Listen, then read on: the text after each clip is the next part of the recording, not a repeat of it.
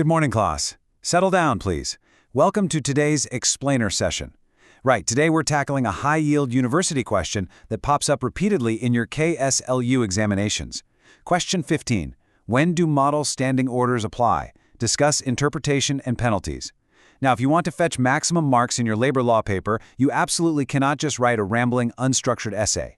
You're law students. You need a highly structured, point-by-point answer. So let's dive into the anatomy of a perfect response. Okay, our synopsis for this answer will cover 1. Introduction to standing orders.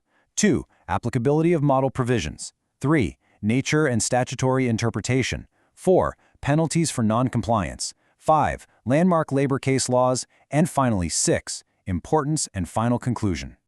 All right, starting with heading number 1. 1. Introduction to standing orders. In your answer booklets, meticulously double underline your heading and then write exactly this. Standing orders. Regulate conditions of employment in industrial establishments. Where no certified standing orders exist, model standing orders framed under the Industrial Employment Standing Orders Act, 1946, now under the Industrial Relations Code, 2020, become applicable. Listen to me. Opening your answer with this precise statutory context, it establishes your strong legal foundation right from the get-go. And mentioning the 2020 code proves to the evaluator that your knowledge is completely up to date. Moving on to Section 2, Applicability of Model Provisions. Point 1. Absence of certified standing orders.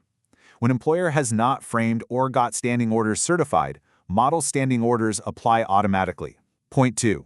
Pending certification. During the period when draft standing orders are under consideration. Now, you might be wondering, why are these first two situations so legally critical? Well, it's because they create a sudden statutory vacuum. The law literally cannot allow workers to be left without regulated service conditions. Therefore, the model provisions have to immediately fill this vacuum to protect the workmen while the employer's specific orders are either missing or just stuck in bureaucratic review. Point 3. Incomplete or defective standing orders. If certified standing orders do not cover certain matters, model provisions fill the gap. Point 4. Statutory requirement. Establishments employing prescribed number of workers must adopt standing orders. Until certification, model standing orders govern. Now, listen closely. You must write these distinct bullet points clearly, one by one. Please do not merge point 3 and point 4 into a single lazy paragraph. You need to ensure the examiner sees all 4 distinct grounds of applicability clearly numbered right there on your page. Next up is heading number 3. Nature and statutory interpretation. Far too many students skip the rules of interpretation, but outlining the nature and effect is absolutely crucial. Nature and effect have statutory force, binding on employer and employees, ensure uniform conditions of service. Listen to me very carefully, class. Explicitly mentioning the word statutory force and highlighting that binding nature is completely non-negotiable for scoring marks in this section. If you simply write that they are quote-unquote company rules, you are going to lose marks. They are binding statutory instruments. Interpretation of standing orders. 1. Liberal interpretation, interpreted to promote fairness and industrial harmony. 2. Harmonious construction. All clauses must be read together. As future lawyers, you absolutely must understand how these specific doctrines are applied by industrial tribunals. The courts, you see, they don't just read these clauses in isolation to find faults. Instead, they use harmonious construction to maintain industrial peace and to ensure the factory floor keeps running smoothly without arbitrary disputes. Interpretation of standing orders continued. 3.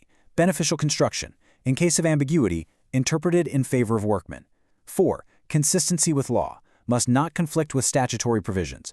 Class, I want you to underline beneficial construction twice in your notes right now. This right here is the golden rule in labor law jurisprudence. KSLU evaluators actively look for this exact phrase in every single answer script. Since labor welfare legislation is inherently designed to protect the weaker party, any ambiguity in the drafting must always benefit the workman. Never, ever forget this point. Moving on to heading 4, Penalties for Noncompliance. For this specific section, we're going to use a tabular format. Offense and consequence. Failure to submit standing orders. Employer liable to fine. Contravention of standing orders. Violation of certified or model standing orders attracts penalty. Continuing offense. Additional fine for continuing violation. Liability of employer. Employer responsible for compliance with provisions. Drawing this exact table with a pen and a ruler in your exam booklet will fetch maximum marks. Evaluator highly reward perfectly structured, easily readable data like this. All right, next heading, 5. Landmark labor case laws. I am strictly instructing you right now. All case laws must be highlighted or drawn in a neat box in your answer scripts. Western India Match Co., Ltd. v. Workmen, held that standing orders, including model ones, have statutory force. I command you to by heart this specific citation. Without citing Western India Match Co., your entire earlier argument on statutory force lacks any judicial backing whatsoever.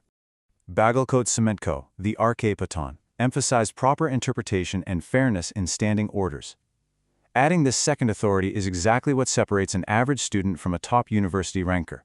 It demonstrates comprehensive legal research and practically guarantees full marks for the case law requirement of this specific syllabus module. And finally, Section 6, Importance and Final Conclusion. Please do not abruptly end your essay after the case laws. A definitive conclusion is absolutely necessary. Importance: ensures uniform service conditions, prevents arbitrariness, protects workers' rights, promotes industrial peace. By systematically listing these 4 distinct outcomes, you prove to the examiner your comprehensive understanding of the law's broader legislative objective. You show them that you comprehend exactly why Parliament enacted this legislation in the first place.